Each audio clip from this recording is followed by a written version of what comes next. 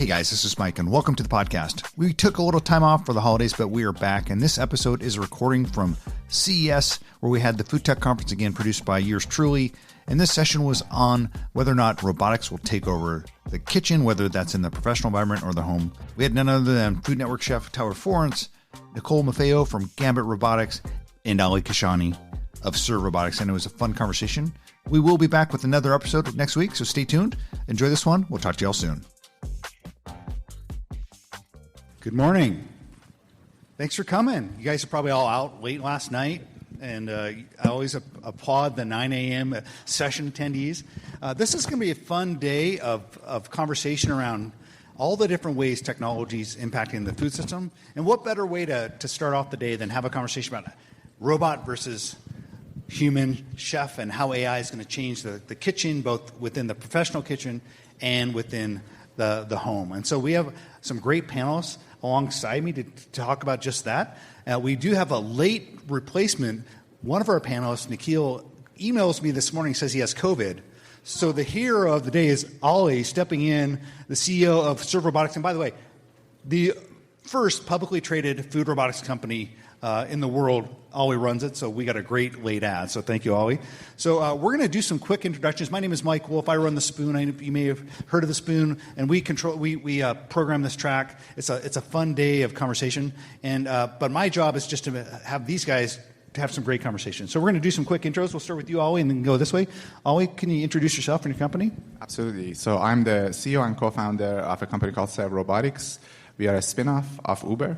We have about 2,000 food delivery robots right now in cities across the country. It's probably one of the largest autonomous fleets in the world, probably second to Waymo, basically. So if you've been to Los Angeles or Miami or Chicago or Dallas or Atlanta or most recently Alexandria, Virginia, you would see our robots all over the place. You can order from Uber Eats. They'll bring it to you. Probably the cutest robots. The cutest ones. That's true. Thank you.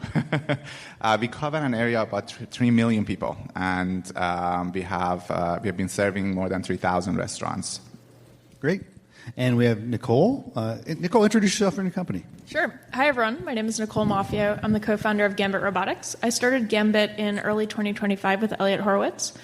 We are building a suite of in-home kitchen robots and a pretty simple mission of let's make cooking effortless. We're launching our first product on Kickstarter next week, so look us up. Gambit is an AI device that enables anyone to cook with confidence. It mounts above your stove and guides you in real time as you cook. So you can think of it as your AI sous chef.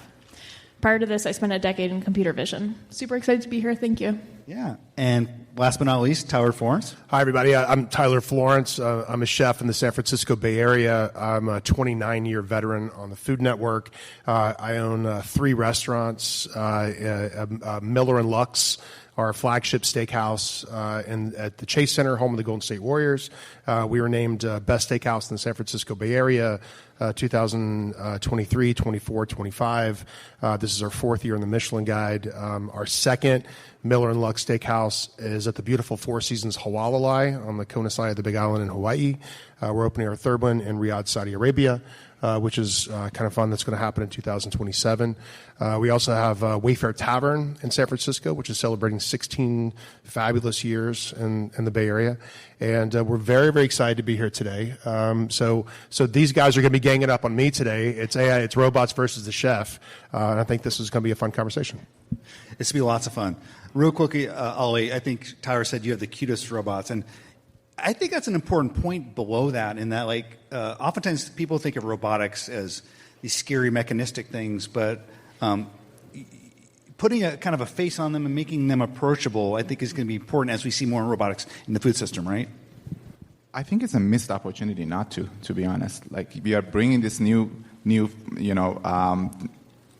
beings into our society, into our lives, and now, we started it in Hollywood, in LA, and I think Hollywood actually has done us a big disservice because they've made future so dystopian all the time. So we kind of had this understanding that for robots to work, they need to be accepted by society.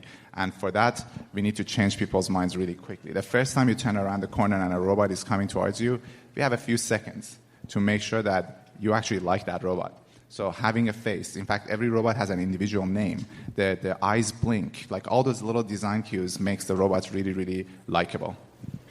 I think that in some parts, though, the tech industry is maybe somewhat to blame for kind of the dystopian side of things. Because I oftentimes see entrepreneurs come in that are really excited about things like robotics and try to plug it into like a new vertical like food.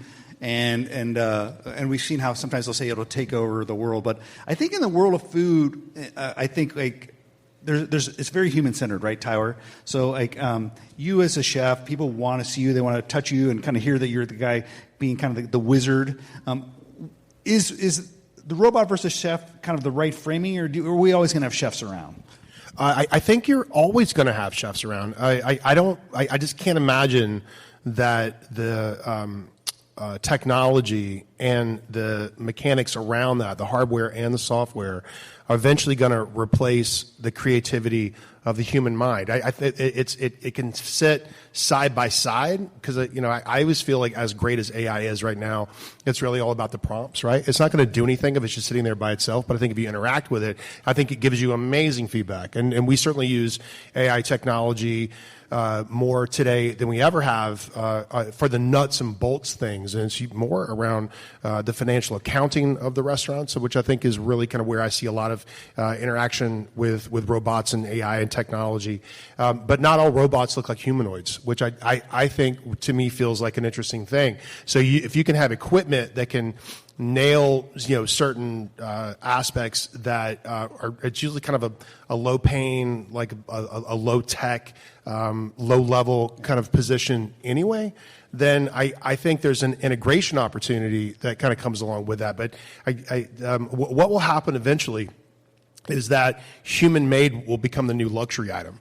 Right, things that feel like, okay, this is made by a human being, thought of by a human being, produced by a human being. That's going to be the expensive menu item versus something that's going to feel like AI. You can already see right now the proliferation of AI memes online, and it starts to feel like just a wash of just like, I'm going to call it garbage, but it's just a lot of stuff just feels kind of trashy in a lot of ways, right? But I think as AI progresses, specifically in the food space, I think you're going to see these things kind of like big and large. Like, as being in the San Francisco Bay Area for as long as I have, we've had lots of really great introductions to lots of really great machinery, right? There's a robot tractor company that is in a startup formation in San Francisco Bay Area, where these tractors produce and harvest and seed and fertilize and kind of do things that a small little army of people could have possibly done. And they park themselves up every night, and they're battery operated. So I think lots of these things, high and low inside the food chain, right, I think is probably a really good opportunity, and not necessarily inside the last mile inside of a restaurant. It'll be interesting to see the product, right? That's what I'm really waiting for. If it's going to happen, show me. I haven't seen anything yet that feels like these guys are coming for my job. It's interesting in that we talk about robot versus chef. I think it's more so robot with chef. And you mentioned dystopian, humanoids.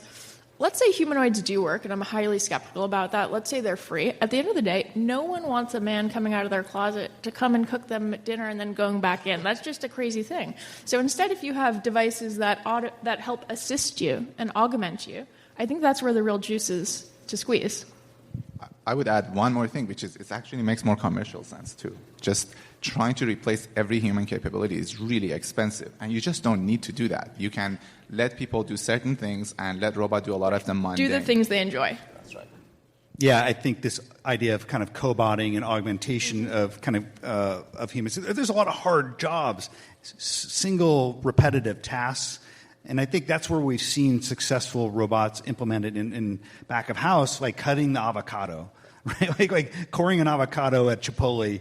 If you have that job, like that's not a great job. But if you can have a robot do that, it's actually dangerous. People cut their fingers. It's something that actually causes a lot of workplace injuries, and it's also so mundane, and there's variability to it. So if you don't have enough avocados by the time the restaurant opens, that's a problem. But you can have a predictable machine that's safe, that's sitting there doing that job, so that people can do the creative stuff, the stuff that they actually enjoy, and present you with food that's more interesting. Nicole, I do feel like, and we've seen Jensen Huang from NVIDIA talk about the this is kind of the beginning of the heyday around physical AI. I do feel like, we've seen successful unitaskers, kind of single function robots in restaurants or food service, but we are starting to see the capabilities for multitask, multifunction robotics, and doesn't necessarily have to be in the form of a humanoid. Are we kind of at the precipice of an era where we're going to start to see robotics do lots of different things well, or still remain in kind of the unitasker single function side of things? Yeah, I think it's interesting in that artificial intelligence and on-device compute have gotten really good and really cheap over the last number of years. And so because of that, you can actually build and deploy robots at scale in a practical way. So that's why we're seeing a surge in robotics. In terms of generalized versus specialized, I personally think that we're moving towards a world where you have a bunch of distributed, specialized robotic arms. So let's say you have something in your laundry room and your kitchen, and you can scale that out to different sectors. But specialized, distributed, in that one, these robot arms are probably going to be a lot better at the tasks. But then two, you can integrate them more practically into the day-to-day.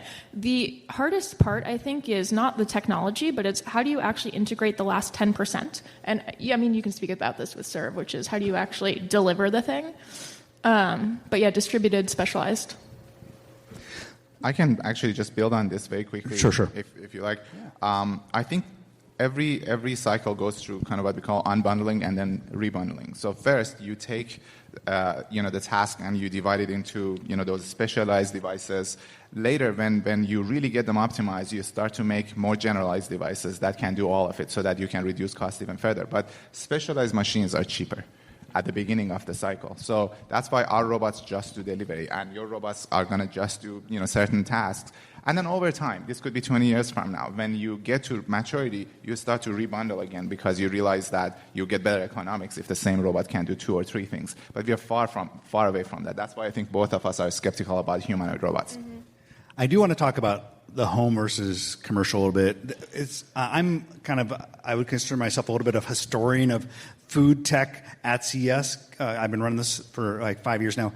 10 years ago, I think it was CES 2015, a company called Moley Robotics, founded out of the UK, a Russian entrepreneur, won Best of CES. But it was one of these crazy multi-arm robots that looked like very dystopian. And I think when they finally commercialized, it was like around $250,000. And I thought, okay, there's maybe a few billionaires that might want this in their home. So let's talk about how can we get to a world where we're going to see maybe robots in the consumer kitchen? What will that look like? Have you given that any thought, Nicole or Tyler? So in the home. Yeah. So that's literally what we're building. Our first product is a device, again, that sits above the stove, and you can talk to it, drop any recipe in, and it'll walk you through how to cook it and give you real-time guidance so that you can leave your kitchen and cook better food. I think that what we're going to see is like a boom in IoT-like devices. So maybe you have that device, maybe you have something in your fridge or in your pantry that is able to monitor what food you have and probably ship orders from Amazon Prime or something.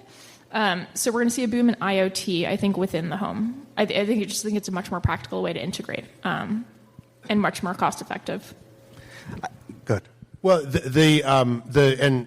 me, that right now it sounds like an iPad, right? I mean, it sounds like an iPad with YouTube. I mean, there's lots of things that are out there in a current iteration, but then what's just to challenge the conversation, like what's the next iteration of that's going to think for me in a lot of ways? Here's a good opportunity. I'm gonna give you guys this one. This is the next $1 billion idea. Okay, so you've got a pantry full of things. I think the last mile, I think the pantry and the refrigerator are really great opportunities for robotics, right? And a really great opportunity to take kind of what feels like garden variety RFID and garden variety technology where you give inanimate objects a voice. This was something that we had talked about at Init back in Redwood City 10 years ago. But if you can give inanimate objects, so let's just say, you're in the path of going home for dinner tonight, right? So it's like 4:00 in the afternoon. You have kids that you got to feed. You got to think about what am I going to make for dinner tonight. You've got a loose recollection of like what's in your pantry, not really crystal clear. But then that drag, and this is the big pain point that I think a lot of robotics can solve. If you open the door to the refrigerator, that there's $70 billion every single night, every 24 hours. There's $70 billion that hang in the balance with the one simple question of, hey, Mom, what's for dinner tonight, right? Hey, Mom, what's for dinner tonight? There's $70 billion every 24 hours. So here's the solve, right? So if you have a pantry full of things, and if you can give each product an individual voice, like that can of chickpeas knows exactly what it is, the can of San Marzano tomatoes knows exactly what it is, the can of artichoke hearts knows exactly what it is, right? And if they could speak to each other in unison and collectively come up with a recipe on your behalf based on your likes and your preferences and your allergies, whatever it is, and meet you in the middle, this is where the technology makes a lot of sense, right? So it goes from like an iPad with a YouTube account versus something that's going to think for me specifically to give me a custom curated menu based on what I want to cook tonight, right? So I think, then it's a partnership with a grocery store. So I think a lot of RFID technology gets connected with inanimate food stuff inside of a pantry and also inside of a refrigerator. So you can imagine you're the conductor and you're conducting the symphony of all the loose ingredients that are going to come together and win a performance tonight and give you a recipe that you can make in real time based on what you already have. Because like a chickpea itself can transform into hundreds of different recipes that you may not even be aware of, right? And all of a sudden, if the chickpeas and the lentils and the tomatoes and whatever inside your pantry can say, you know, it'd be a good idea tonight. You know, here's this like Moroccan recipe, which is kind of fun. Based on this, you've got like 90% of the ingredients on your way home. If you want to pick up a can of coconut milk, maybe a little knob of ginger, we could get down with this tonight. I think it'd be a lot of fun. You can have this recipe on the table by 7:45. Yeah. So I love that you say that's $1 billion idea. So when we were building our product, I was so tired of buying, you know, for a recipe, just all the ingredients. So I just hacked together on the weekend using ChatGPT, snap a photo of my fridge, and it recommends based on my preferences a few recipes that I can cook tonight based on my preferences and calories and such. And yeah, it's extremely practical and effective. What's for dinner? You guys can have that one. What's for dinner is humanity's oldest question. Yep. So I think it's more than $1 billion idea. Also, just think about add in calories and nutrition suggestions. There's just so much around personalization that you can do. Again, this goes back to the humanoid point, which is like, we don't need someone coming out and doing all these things for us. Just help us solve these simple pain points that waste so much of our time. What about, though, I mean, Sony maybe 6 or 7 years ago started a culinary robotics division.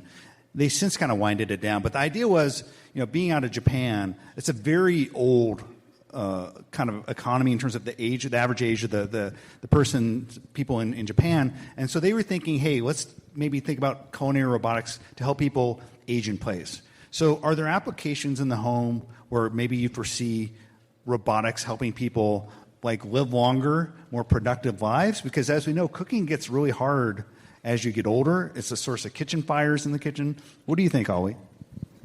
I mean, you know, obviously it starts with acquiring the stuff you need. And if you have mobility challenges, etc., or you don't even have to be old. We've had, when we were at Postmates, we would have mothers with a sick child at home kind of reaching out to us, grateful that they could just press a button and whatever they needed would show up at their door. And then, of course, once it's inside, what should I make? How should I make it? And maybe you can give me a hand. So I feel like every step of that process, we can be assisting people with the help of AI and robots. It's interesting. I think, Nicole, you mentioned how, ChatGPT, maybe tell me a recipe.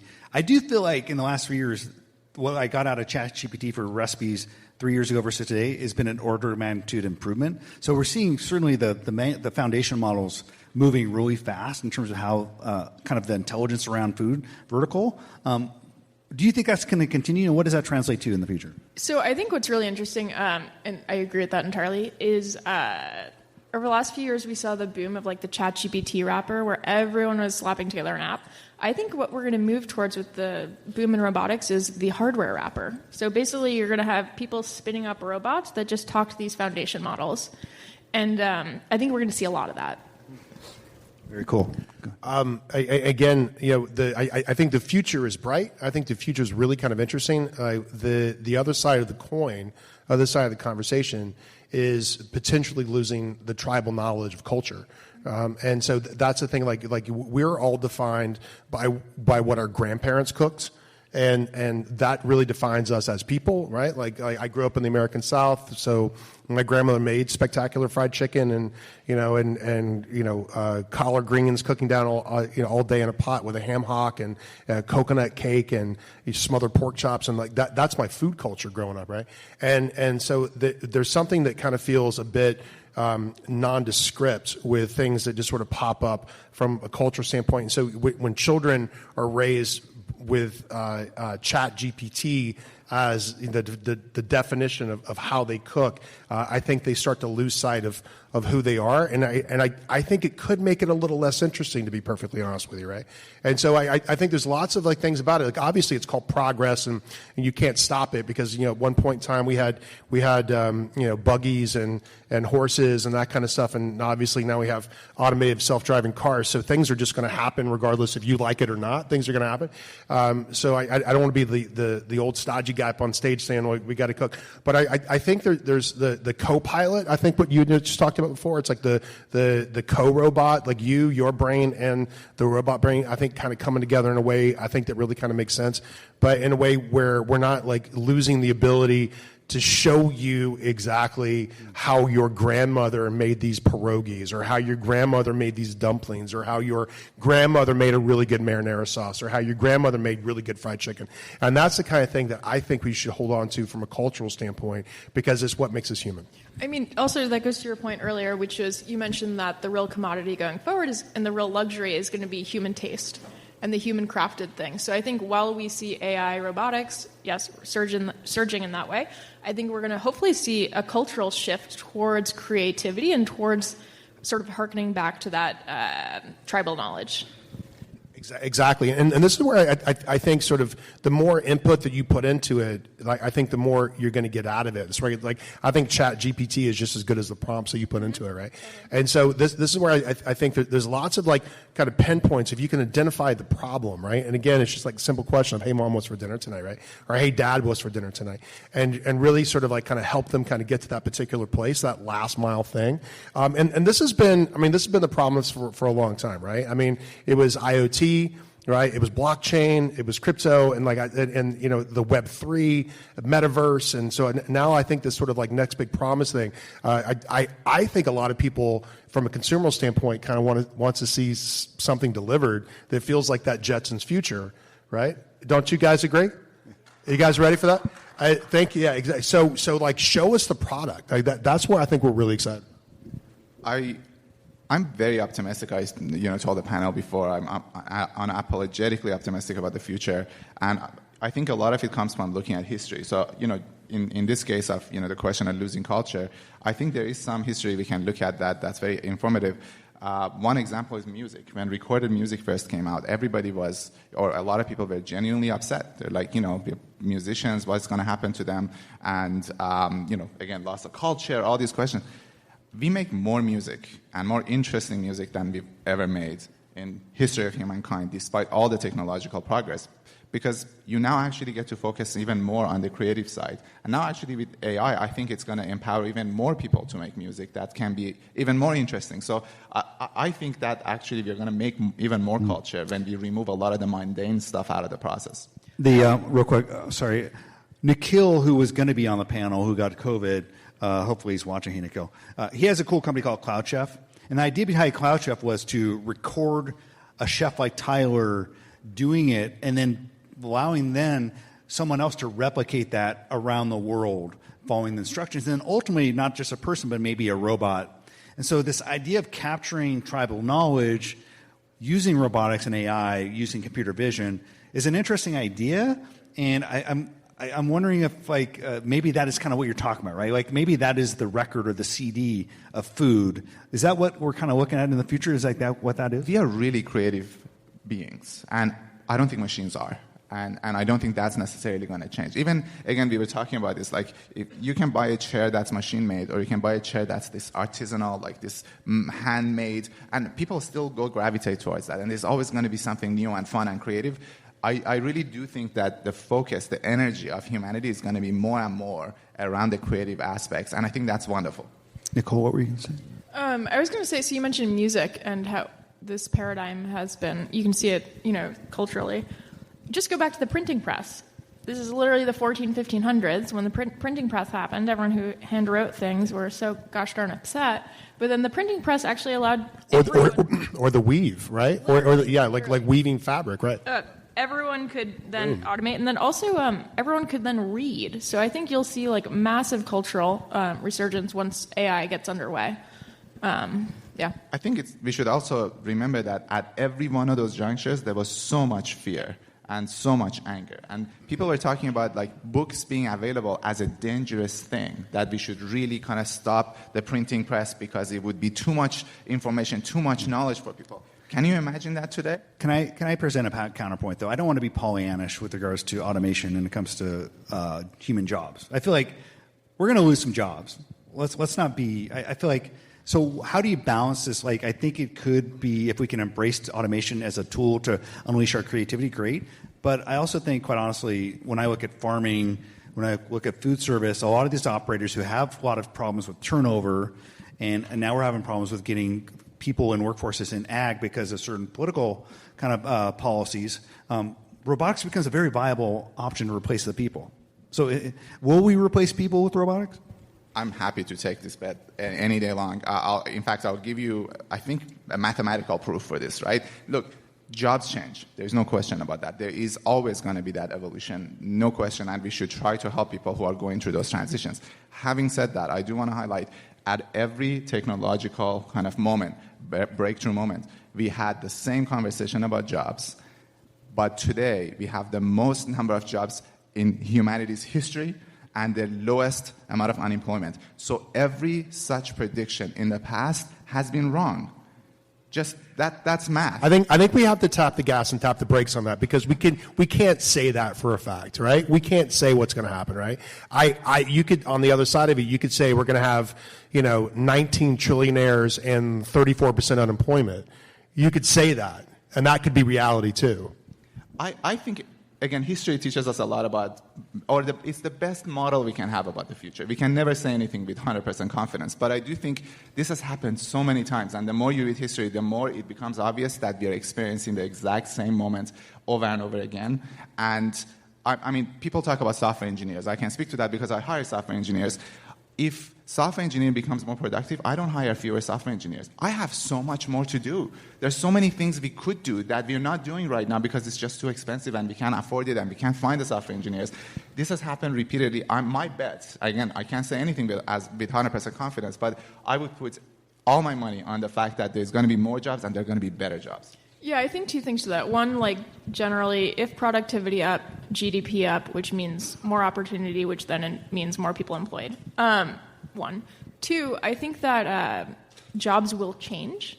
I mean, you can just steelman this, which is if you're restaurants, you're automating stuff, you can open 10 more. Wouldn't you need to hire more people to scale that? Listen, I think, to me, the really interesting thing about that, like if we had to take our payroll and kind of split it based on skill level, and we could take those bottom things that are really hard to staff anyway and automate those, and then take that the rest of that revenue, and obviously as a business owner, you want to, some of it kind of moves to the bottom line, but then some of it moves back up too, right? So I think we could afford to actually give people at the middle management level, the top management level, more of a bonus if we're saving money on the bottom line. I totally see that as a really great opportunity as well. But I think the fear is, right, as a parent of a millennial and as a parent of two Gen Z kids that are kind of coming out, they are terrified about the workplace that they're kind of walking into, about not really having that opportunity to just get their first foot on the ladder, right? Because those jobs are going to get eliminated for sure.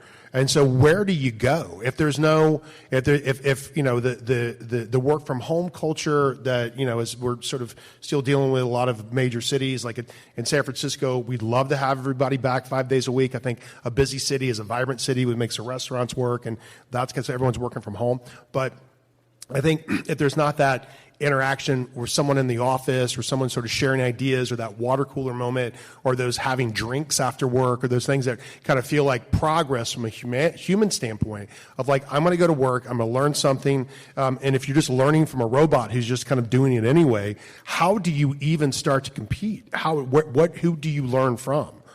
Right. I think we can meet in the middle here, which is if more productive, more money. Money flows up funnel. The fear here is that the people at the bottom of the funnel are going to be totally replaced.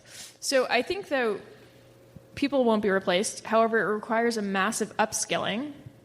People need to do that. On the flip side, we have more tooling and more education more available than ever. But yeah, it's going to require, I think, a total mindset shift. One of my favorite TED Talks ever was Salman Khan showing basically the new tutor. You, with the help of ChatGPT right now, can provide children with a kind of tutor that the richest people could not afford. The most patient, the most informative tutor that can be in anybody's pocket. So when we talk about upskilling, I think there's so much more availability of, again, the knowledge in it at the tap of your finger to be able to do that. So I think some of these things are going to really, really help that. We have to be deliberate about it, no question about that. And yes, there is going to be displacement, but I do think those people that we talk about are going to be more productive. Yep. Look at, for example, longshore. The ports, it used to be a big point of friction, bringing automation to ports. In fact, what made globalization possible was the shipping container. This is a huge innovation. And for a while, labor unions would force the ports to get every shipping container emptied, like individual items out of the container and loaded back on the shore into another container, which defeated the entire purpose. But today, a robot picks that up, put it out. The people who work at those shores are way more productive. They have better jobs, safer jobs, and those jobs actually pay better, have better benefits. And I think this is the kind of thing that's going to happen across the board. There's already been a case in the world of food robotics where a pretty well-known entrepreneur tried to go highly robot-focused in his new restaurant concept. Steve Ells, founder of Chipotle, you may have heard of Chipotle. He decided to do a new food concept, and he had robots basically working in the front of house, had one person kind of running the whole thing. I think it's called counter service. And after about a year, he basically kind of scrapped the whole idea because he found that, like, he found it was too impersonal, it was a little bit too cold. It's icky. It really, So is there kind of a balance you need to strike? And kind of bigger question is, are we going to see, pushback from consumers in society who maybe don't want to see as many robots in their face in places like restaurants? Is that a potential danger?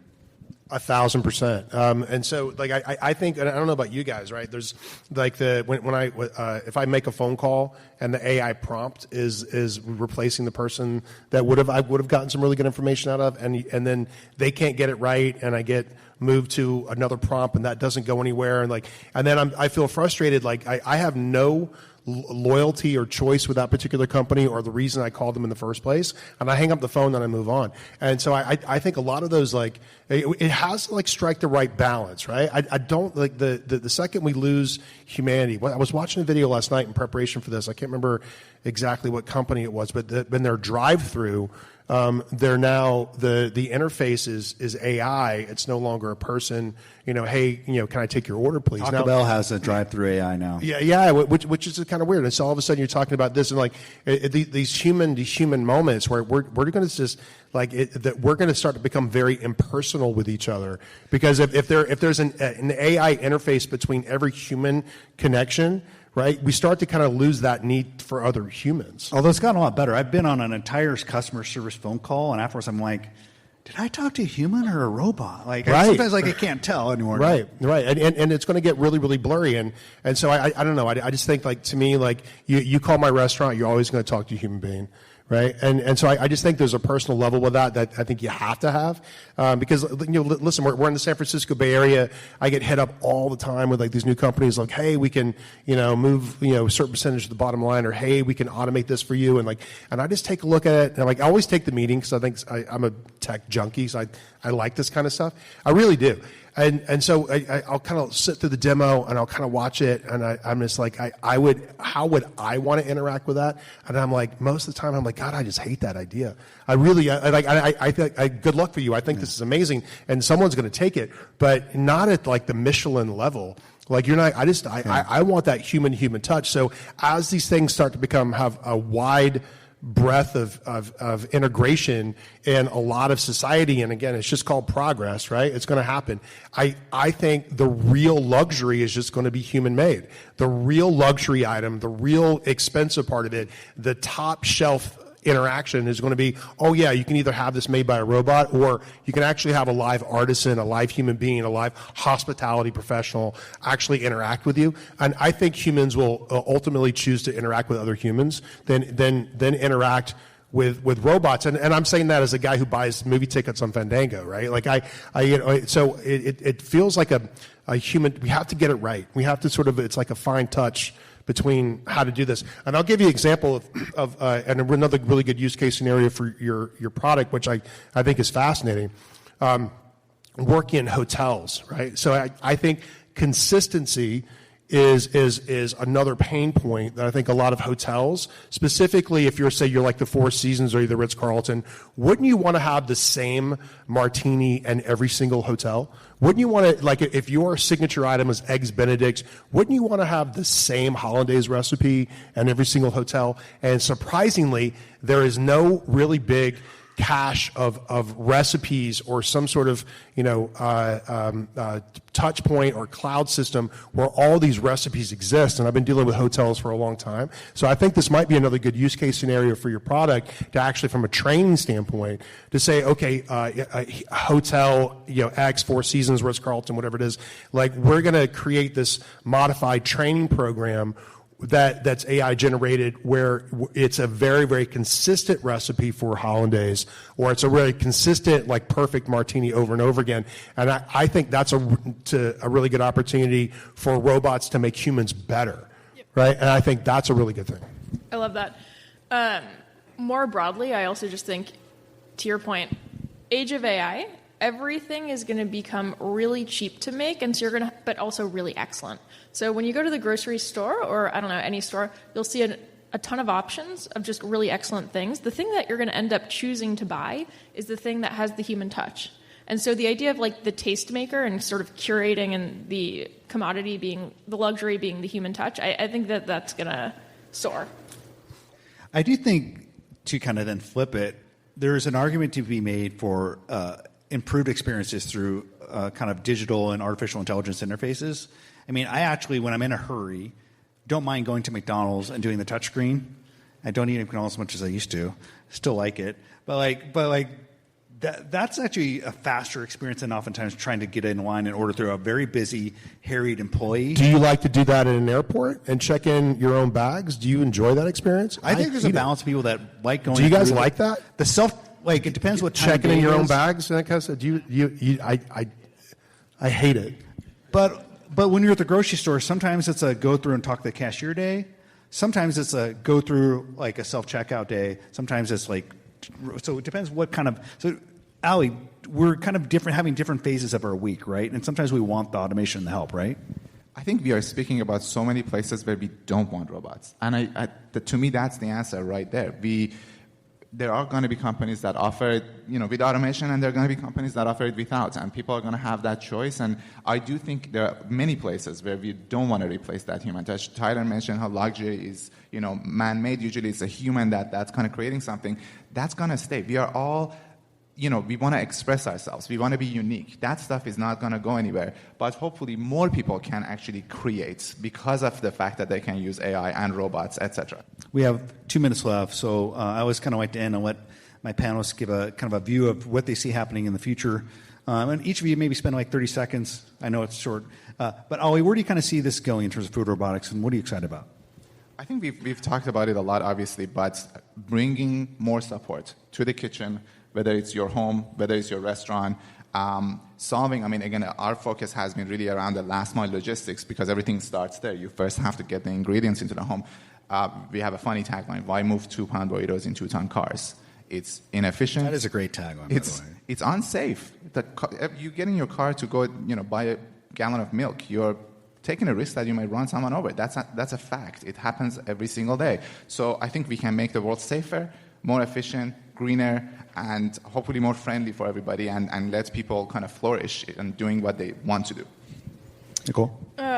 What do I think? I mean, hot take, I think humanoids are going to totally flop. I think that we're going to have a rise in sort of distributed robotics and sort of automation, and I think we're going to see high automation in more mundane areas. Great. Tyler? I agree with you. I think humanoids are going to flop. And just put these things out in the marketplace and let the consumers make a decision if they want to integrate this thing or not. I think it feels fun. It feels like progress. It feels like really good research. I'm sure it's going to be interesting.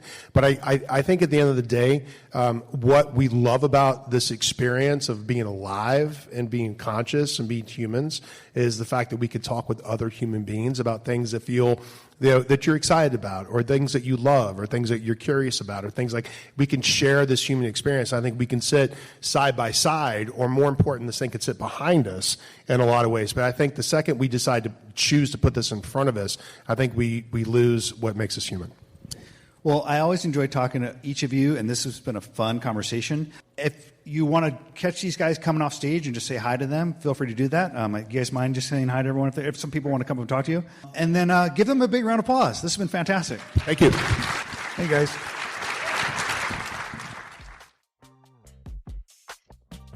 Well, that was it. I hope you enjoyed it. When we created this session, we thought of it as something of a debate, but it ended up that folks were pretty much in agreement on a lot of issues. There was a little bit of differences, but overall, a good conversation. So, like I said, we'll be back next week. Stay tuned, and we'll talk to y'all soon.